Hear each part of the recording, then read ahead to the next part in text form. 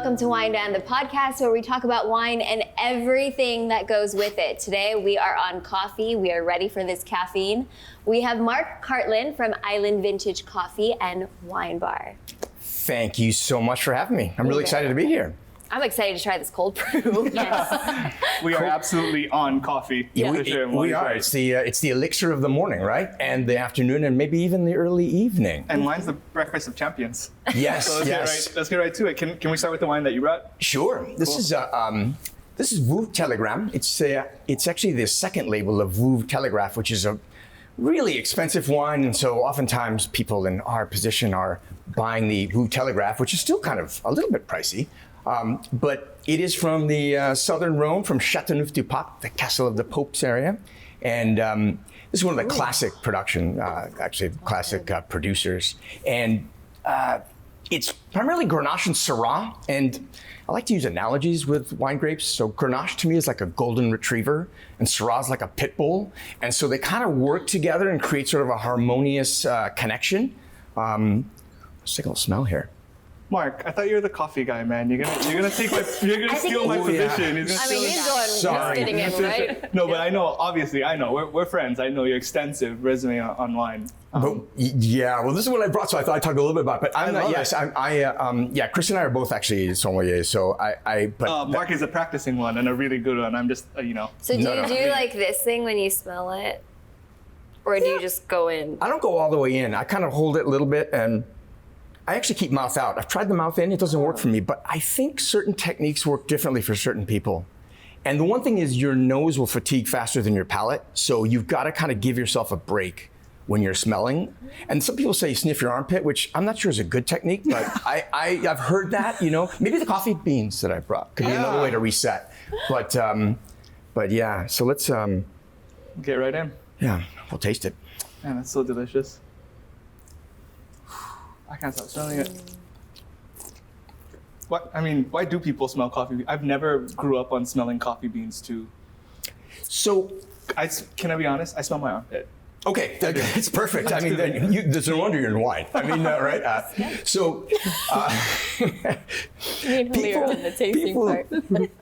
People do what's called cupping with coffee, which is essentially their form of tasting, and it's a way of putting different varieties of coffee or different brews and kind of wafting the aroma towards you and smelling and kind of trying to assess its quality and its place in kind of the coffee lineup. I mean, there are different grades of coffee. Well, first of all, we should say coffee, like wine, is a fruit. We tend to think of coffee beans as the thing, but beans is kind of a misnomer because it actually comes from a cherry, which kind of looks like a cluster of grapes, kind of like a wild cluster of grapes when you see it on the coffee plant. And like grapes, coffee comes in all these different varieties too. So, with grapes, you got Pinot Noir, Chardonnay, Grenache, Syrah. And then with coffee, you have things like Typica, Caturra, Catui. There are different kinds of varieties of coffee. So there's a lot of similarity there. Between coffee and grapes. There's some differences too, which we can talk about. So how many cups of coffee do you drink a day? Ooh, it's. I just want to know. As someone I was telling you earlier, someone said that I make coffee nervous. So You're making me nervous. I know. No, I'm actually trying to be really calm. Speak very slowly and calmly. I think I probably here. Let's say this. I work at Island Vintage Wine Bar as the sommelier wine director, but I work right next door to Island Vintage Coffee, which couldn't be a better combination for me. I drink a lot of their cold brew, and some of the times the hot brew coffee, but I'm primarily a cold brew guy. Well, you brought some cold brew today. I sure did, yeah. I mean, I actually mixed this up this morning. I waited patiently while they made a batch last night, and then I kind of mixed it to dilute it to perfect strength and temperature. So, so you have to dilute cold brew? Well, you typically make it stronger, like a concentrate, right? Because if you make it too dilute, you can't really strengthen it up, but you can always dilute your concentrate to your perfect taste. So that's typically how it's done. We've got this fancy new machine now that makes it in 2 hours. It's pretty cool. But you can make it at home just by soaking ground beans, in a container and then straining it through like a regular coffee filter. I used to do it all the time. Wow. I'm gonna get into the really cold smells great. brew. It's really good. I started it. I'm sorry. Wine makes me giddy. I know, it's true. You get a little goosebumps sometimes when you drink something really delicious.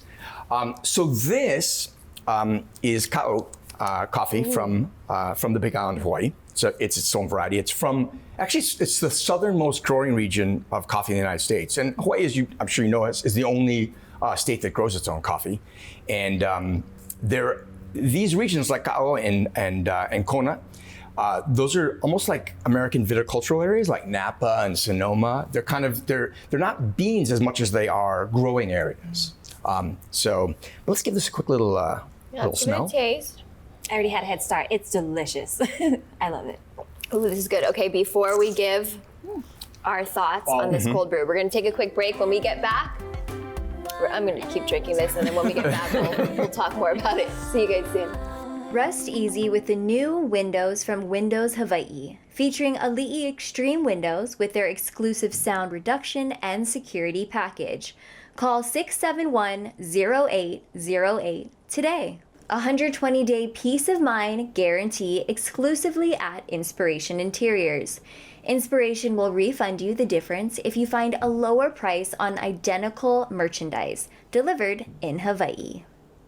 Wine Ad brought to you by Locations, whose team of trusted neighborhood experts have been helping Kama'aina to buy and sell homes since 1969. Locally owned and operated.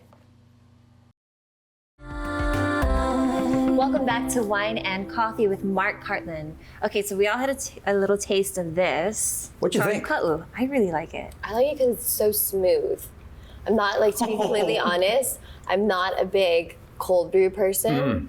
I've had a couple, but this, obviously you can feel it's strong, but it's when you taste it, it's so smooth, it's not too much. That's It doesn't kick you in the face. Yeah. What, Chris? Say what you want to say. Yeah. No. The number one dirty word for wine is smooth, right? Yeah. I want a smooth wine. Oh, it's like the word mean? moist. Right, It is, but in fairness, it is kind of smooth. It's kind of velvety and soft, but it's got that sneaky little undertone of kind of acidity. There's a nice little acidity, but the thing is that acidity is not too strong with cold brew because it's the process is mellower. You're not extracting it all at once. You're taking time to kind of extract the flavors, which exactly is what gives I was saying, but a little bit more in depth. Yeah. Like friends. We're friends. We talk about acid a lot in wines, right? It's true. It's so important. But coffee has a acidic quality as well, or is high acid coffee or low acid coffee prized? Well, I think that people like different things, and there are certain low acid coffees, but I think acidity is primary to coffee, just like it's primary to wine. I feel like when you're lacking acidity in a wine or coffee, it's like not having the bass in a musical song. You don't really notice it until it's gone. You're like, what's wrong with this song? It doesn't sound right. It sounds like a mall music organ or something, And then you realize, oh yeah, it doesn't have acidity. And even with red wine, you need acidity. So it's an important thing. But acidity is this tricky little thing because it can get too acidic, and then it can become sort of biting and harsh and acrid, and you don't want that. Not smooth. And not smooth, exactly. You want that thing. I'm curious, what do you get if you were to sort of analyze the smell of this? And remember, this is an experiment. We don't know if this is gonna work, not Is there work. chocolate? Chocolate, okay. Hazelnut. Hazelnut, look at you. I'm pulling some nice flavors Look out. at us. You must be hanging out with Chris. I know. Yeah. When did I rub off finally? Fourth season. I know. I've seen him at work. He's the man. I'm getting chocolate. You're getting chocolate. I kind of get that too. There's kind of a chocolatey note, but not like a super confectionery chocolate like at the grocery. You're getting kind of that fine, dark chocolate. Yes. Yeah, cacao itself. What about when you taste it? See, wine thing. I know. Is that what you're supposed to do with coffee? I make the little. Yeah, I mean, I don't. Teach us, I don't 'cause I'm normally like, do over it here when trying to I'm listen. drinking coffee because, but we're being analytical, so. It's like the ramen thing. How do you do that? So you actually put the coffee in the front of your mouth and then pull air through it. I recommend not trying this at a 3-star Michelin restaurant when you're drinking wine. I think you should try it with water at home, maybe. Right? It's kind of and you just don't want to have it in the back of your mouth because then you will cough and sputter and Like that. Yeah. I think the greatest analogy is the ramen noodle, Yeah. No, for sure. What it does is it expands all the flavors on your palate, right? Because it's there are all these different compounds in coffee and in wine, which are primarily really good for you, and but it expands those flavors by sucking air through them. Similar, I probably shouldn't know this now, but you can, again, not a 3-star Michelin restaurant, but if you're doing an analytical tasting and you can't get the smell, put your hand over the glass like this, swirl around. And that actually kind of, again, it volatilizes the compounds in the glass and kind of brings them to the top. What if your hand doesn't really Again, remember, like I said, no 3-star Michelin restaurants for practice. I mean, just try it at home. But yeah, it just kind of wafts up. So, chocolate. What do you get, Chris? Let's go to the sommelier in the room here. Chocolate. Chocolate. Come on now. I swear. No, when you tasted it though, what do you get? Coffee. But you know what's crazy? Like, coffee is specifically a marker for a lot of different wines. It's true. Like a marker, like, hey, I smell coffee in this wine. If we're blind tasting, it's probably this grape from this region. Yeah, no, it's true. I mean, yeah, exactly. In fact, Right Bank Bordeaux is one of those wines, which we happen to have here. Amazing. Yeah. This is a lovely wine, by the way. Chris he doesn't pick bad wines. I've seen the show many times, and I know what he picks. And, He never disappoints. Never. Yeah, I saw all the lineups. It's really Well, look at that delicious. one. Blue Telegram is It's a great wine. It really is a great wine. It's funny, like going from the coffee back to the wine and how different it tastes Yeah, now. I was gonna say. Well, that's kind of what I thought we would do too. Is see how they match up. It won't be. It's not something you would pair necessarily. Like you pair, vegetable. Yeah. But you can see how it kind of harmonizes in your mouth. Is how I look at it. I look at wine and I guess coffee too, kind of musically, right? There's like harmonies and if things are harmonious, it kind of vibrates on a similar plane or level. If it's not, you get shrill noises or you get shrill flavors, and then it's not what a pairing should be about. the coffee and the wine that you brought. I mean, it's so similar. It really is. Aromatically, it's so similar. We're gonna get right back and take a quick break and talk more about the pairings. That goes together. See you soon. Wine Ad brought to you by Locations, whose team of trusted neighborhood experts have been helping Kama'aina to buy and sell homes since 1969. Locally owned and operated. Wine Ad brought to you by Beachside Roofing, the leaders. The Hawaii Symphony Orchestra returns to in-person concerts at Hawaii Theater and the Blaisdell. Visit myhso.org for tickets and information. All right, so what is everyone's verdict on this wine? Shall we try? Shall we try? Cover, swirl. I'm gonna have the whole world doing this now. People are gonna blame me. That guy told us to do this. I'm so gauche. Oh yeah, definitely. That's super earthy. So the grape here is very mostly floral. Merlot. Ooh. Yeah, but it's floral. So markers for Merlot include coffee and potting soil, but it also has this green, like, Yeah. for me, it's mailele, like wet mailele. Yeah.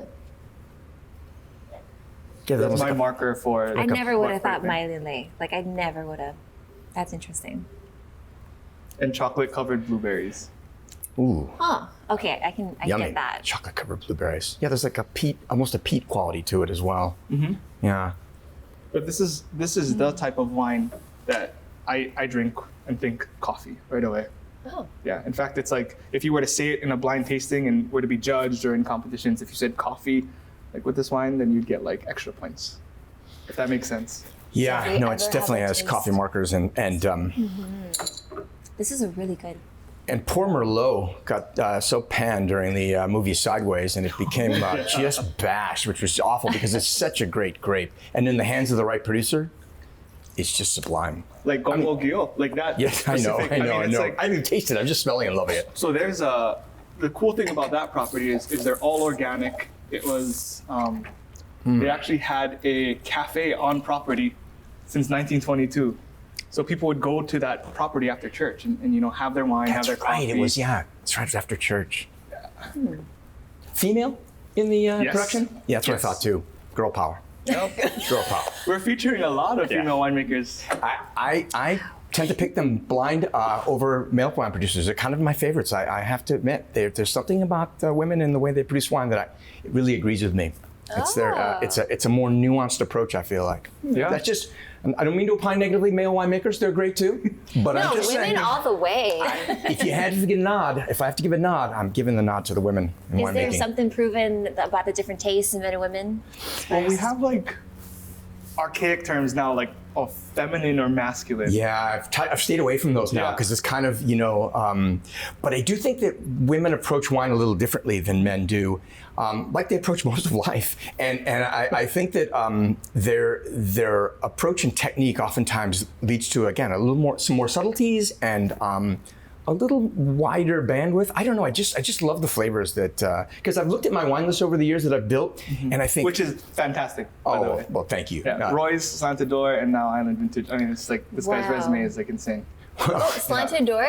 I was Slanted Door, yeah. Wow. That place is amazing. It was like, that place was like dog years, actually. I worked there for 5.5 years. It was like 35, 37 years, I felt like, it was just so big. And like, so we do like 1,000 covers a day. It was crazy, but it was a wonderful place. Yeah. Cool wines. And, but yeah, I always looked at the list and I thought, wow, I have like a way higher percentage of female winemakers than actually make wine statistically out there in the wine community. So there must be something I'm, without actually trying, Mm-hmm.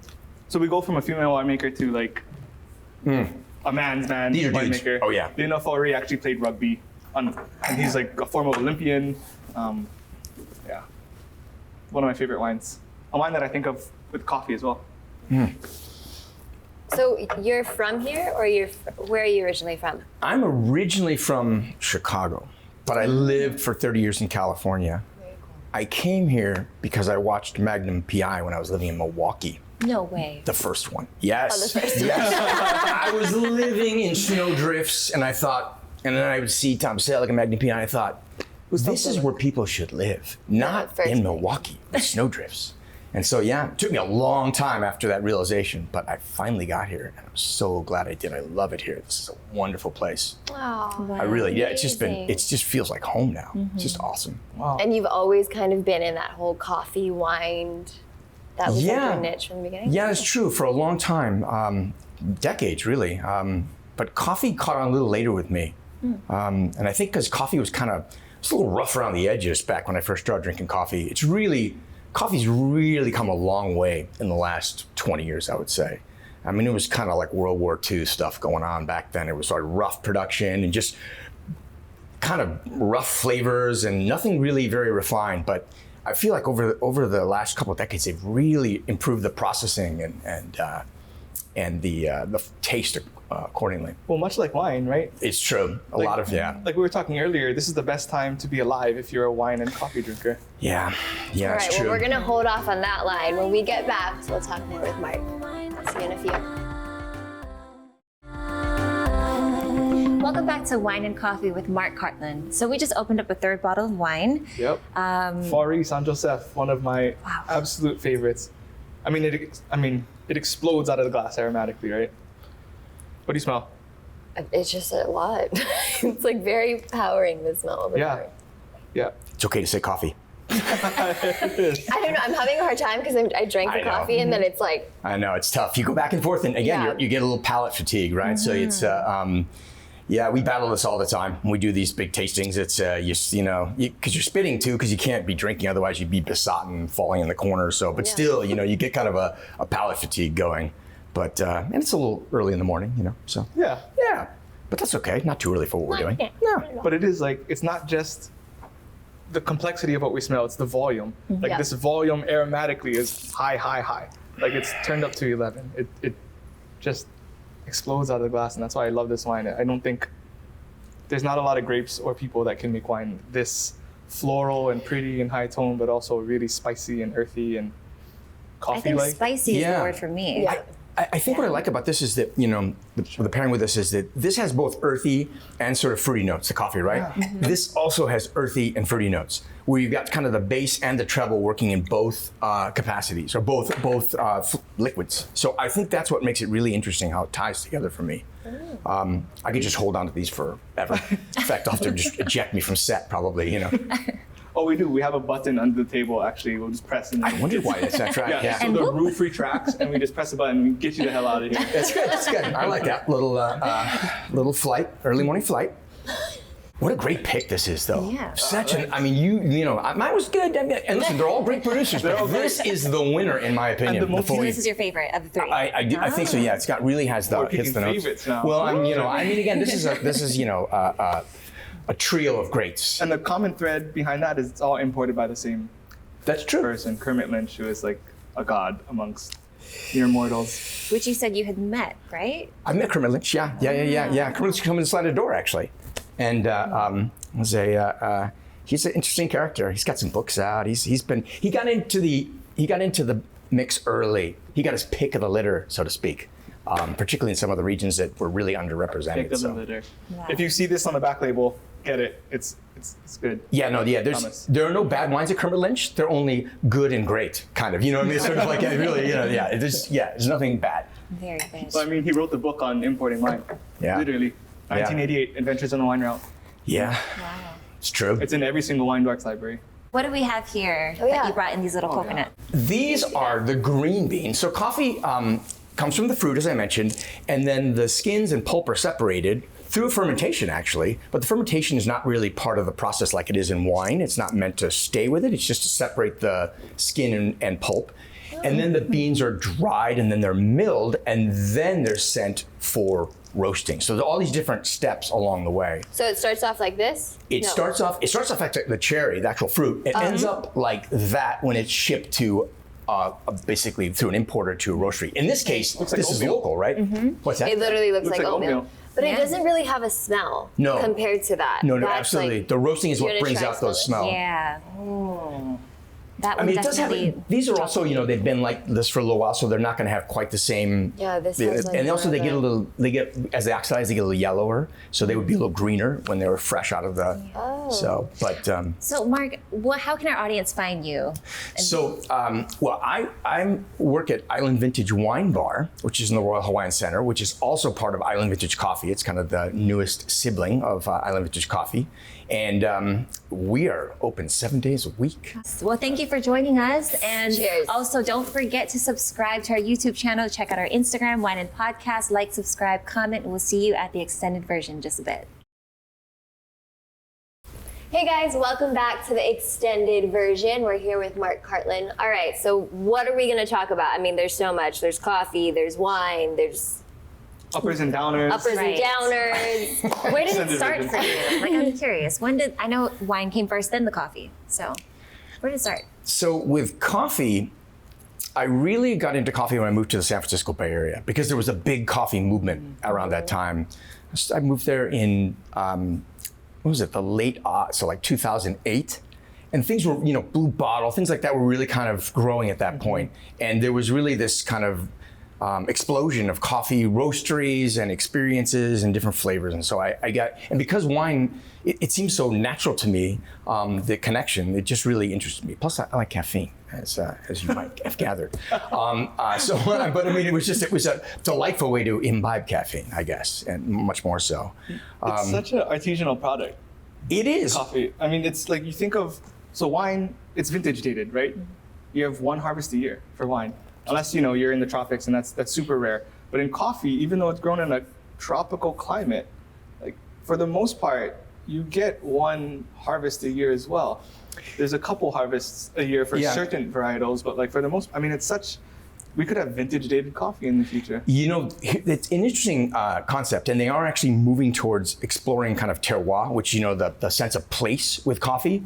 One of the challenges has been with coffee is that where it's grown and where it ends up is often wildly different places. So a lot of coffee is grown in Africa or Latin America, and then the growers hand it off to a processor, and then the processor hands it off to a miller, and then the miller sends it to an exporter, and the exporter sends it to a buyer, and then the buyer sells it to the coffee shop, and then the coffee shop roasts. So you got all these steps, and you don't have the connection that you do like at a winery, where at a winery you have typically now the model is you have someone growing the grapes.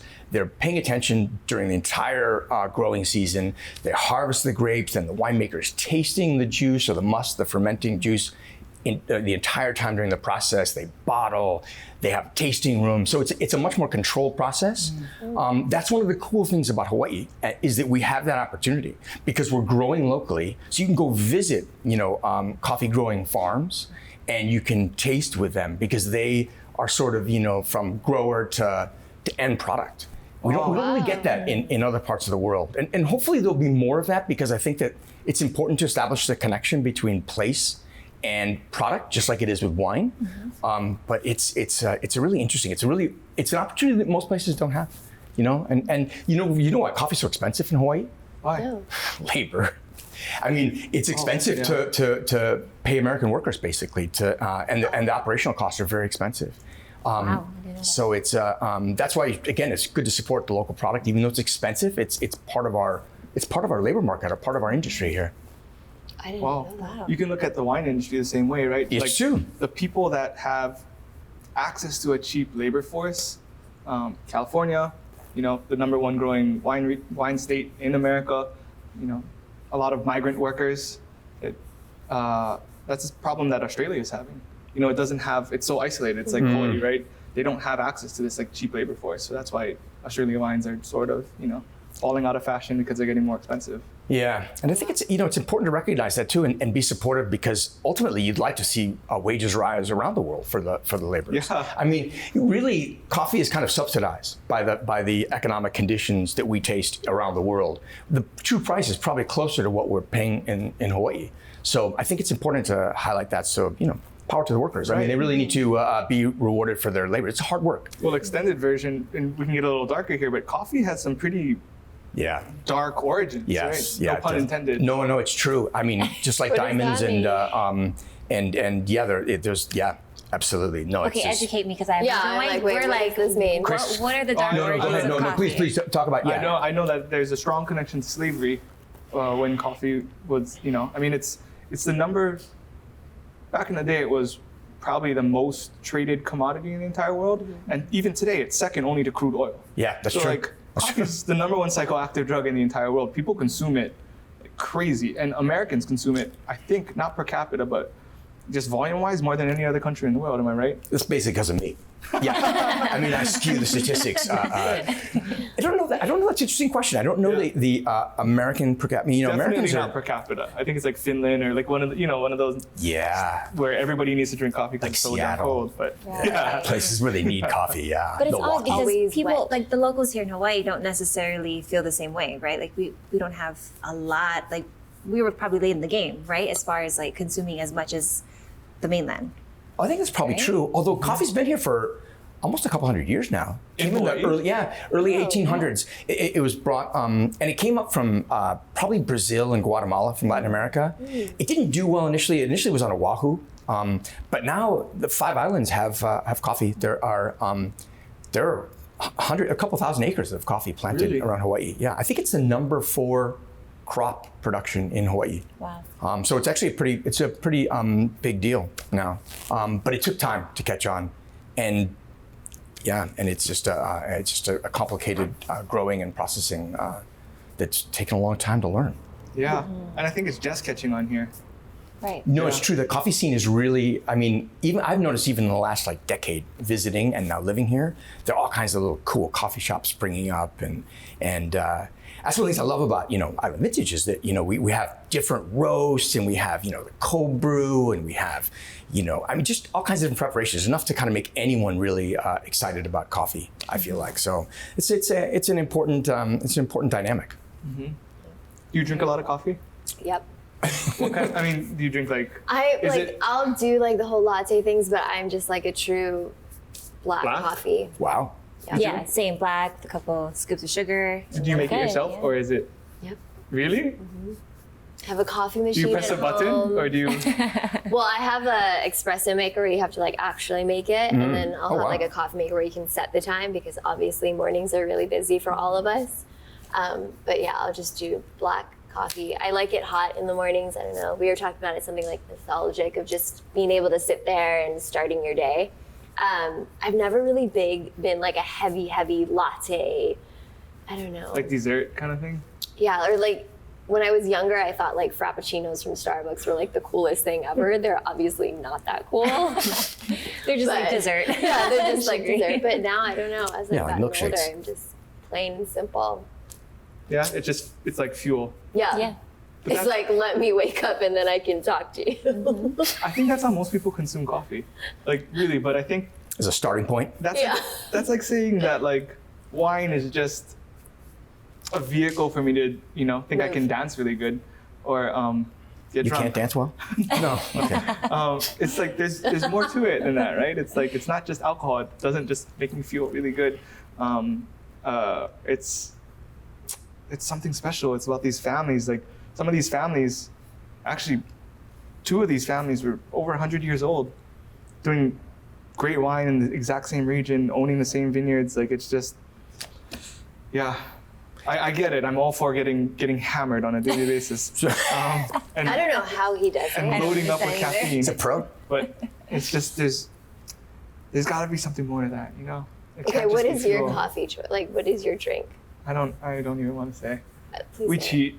Please say it. It's I don't want to mention the brand even because it's so disgusting. But we get ready to make pods and we press a button and Pop it it comes in. out, and I'm disgusted at myself even saying that right now.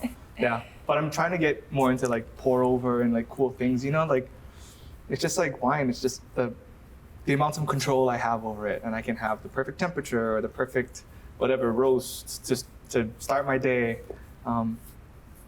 That's why we have so much wine at home, right? Yeah. That's why it's like whatever I'm feeling, whatever I'm eating, how hot it is, who's over, like if there's a game on TV, like that will dictate what wine I pull out of my cellar. It's not, I don't want to have them to just like stare at them and like be masturbatory and say, wow, I have all this wine. It's like I have all this wine because I need to choose the correct bottle at any given moment. Did you say masturbatory? I did. Okay.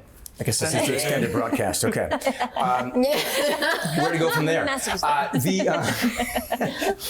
Hey Mark, give me a hand. That was a good joke. That was a good joke. Give me a hand. Yeah. Very good. No, I think that it's true. You know, I always pick wines based on the winemaker and the story. I feel like a wine to me has to have a purpose and a story. Like it has to fit onto my list because of a specific set of reasons. And I like that all these wines have stories behind them. These are families. This is not a mass-made corporate beverage. This is something that people really care about, which is why I'm so picky about not wasting wines like this, because somebody really put effort and time and love and passion into it. And so, and it's true, your mood dictates so much. I mean, you think about, people oftentimes, you know, it's funny, they'll go over to the south of France and they'll be there, you know, near Châteauneuf-du-Pape, and they're sitting and there's a beautiful field and they're looking at a medieval village and they're drinking this cheap, you know, Rhone wine. They're like, this is the best wine I've tasted in the world. And it's not the best wine they've tasted in the world. And it's only $4. It's only $4, Yeah. but it's just that this is the best time. They're having this amazing time, and so their experience influences. Conversely, somebody comes in for their anniversary. They get a great bottle of wine. They get into a huge fight. The man storms off. Do you think they like that wine? No. That wine's terrible. The service was terrible. The food was cold. I mean, everything's negative at that point. So it's so experiential, right? I mean, that's why. That's why this one tastes so good right now. I know. I love it. I think it's more of like the experience that goes while you're, like, Or while the you're drinking emotion. wine. Yeah, This the is such emotion. an You emotional remember thing. things. I've never asked you this. Do you have a perfect memory for wine? Like, do you have a That's bottle? a great That's question. a good question. A bottle where you're like, wow, this is the best wine I've ever had. I just got proposed to. I took a private jet to Lanai and I got proposed to by my super rich, handsome fiance who's on CNN all the time. He's constantly calling you. Like, dude, what wine did you Can drink I there? just say this? Who's on? Can I just say this? He calls me out all the time, and it's not nice because I am so supportive of him. She so is. supportive. She is. Can you please tell him to stop? Like, really? It's like, stop. Okay, your best wine. Do you have like a memorable, like, wow, this is Right the wine? now. It changes all the annoyed. time. No, I You and me think both, sister. I think I went through like a period of time where I was like really into red wine, and I was at a housewarming and there was Camus, and this was like, like it was introduced to me, and just like I think the vibe and everyone that was there. But I do remember drinking it, and there was like dark chocolate like right next to me, so I was kind of pairing the two, and they had almonds, and I don't know, it's just kind of stuck with me. So every time I see Camus or people are talking about it, I'm like, oh my gosh, it's so like, It I brings flash you back there. Yeah. See, I you can do have a remember story. where I was. I was sober for the beginning part. I remember where I was. I remember who I was with. Who I was. I remember who I was. That's good. That's a start. Jeez, now Mark's calling me. I know, right? Well, it's the sommelier crew over here. It's because they love me. It's true. We only tease people we like. Yeah. That's all. If they don't like you, I'm not going to tease you for sure. You know, I'm learning story. that with Christopher. It's just taken some time. Like, I wish our table was closer so I could like kick him a little harder, but. If you want me to kick you for it, I can do it. Yeah. Do you have a memory like that? I do. I actually remember it too. Mayomi is just a Pinot Noir. Not even like the most extravagant wine, but just the memory of me and a certain group of friends that I was with. I don't know, it just triggers back that time. We had a charcuterie board. We're all going through stuff, sharing our experiences and our problems, and that wine just cheered us up. So that brings me back to that moment. I've seen a theme here. Chuck Wagner wine. Wagner family wines, right? I mean, these are made by originally from the same winemaker. We saw that For one. at least like me, I'm sure Halia too. It's like a bonding time for us and our girlfriends, and like catching up and sitting there. And whenever someone's going through a hard time, it's like, okay, I got you. Like, what do you want to drink? And then it's just, I don't know. I think it's a woman's. Why do we not have this conversation? We're 40 episodes in, pretty much, and we didn't have this conversation. Because I have so much more respect for you now. oh, I'm so glad my respect level went like this for you. Oh, wow. See, now you're calling him out. It was already on an all-time low, to be honest, so it's all good. I didn't think I could get Sometimes lower. he just like hits below the belt, and you just want to be like read between the three fingers, but it's okay. It's okay. And then once he gets you, he digs and digs and digs. And then it's like, I'm 6 feet under, people. That's total love, though, at 6 feet under. All out of love. You both represent our demographic at Island Vintage Wine Bar. Oh. It's really true, Chris. It's really true. These are 20 and 30 something women, beautiful women that come in all the time to the wine bar. They come in with big groups of women. Maybe there's one guy, but probably he's pushed off to the side. And you are our demographic. You are comes into the wine bar because it's kind of, it's upscale, but yet it's casual and fun. And It is a fun space. Yeah, no, It really is. yeah, but it's still, you feel like you're in a nice space, an elegant space, but it's not like pretentious or haughty. And Well, so they got you before- there. I'm gonna have to do this before we wrap up. What are your website, Instagram that we can reach you as well as our viewers? So islandvintagewinebar.com. Okay. And again, at Island Wine Time is my personal Instagram, and then at Island Vintage Wine Bar is the wine bar's Instagram. Island Vintage Coffee too has. There are lots of. Well, Pay Mark a visit. yeah, Just pay us a visit again. I will there. set you all up. You all got for Perfect. sure. Well, thank you for coming. Thank you so much for having me. It was really, really a pleasure. Be sure to hit the like button, subscribe, tell your friends, follow us on Instagram, Wine Den Podcast. It was so much fun. Thanks for being Lauren. here. Cheers. Thank you. Thank you so much.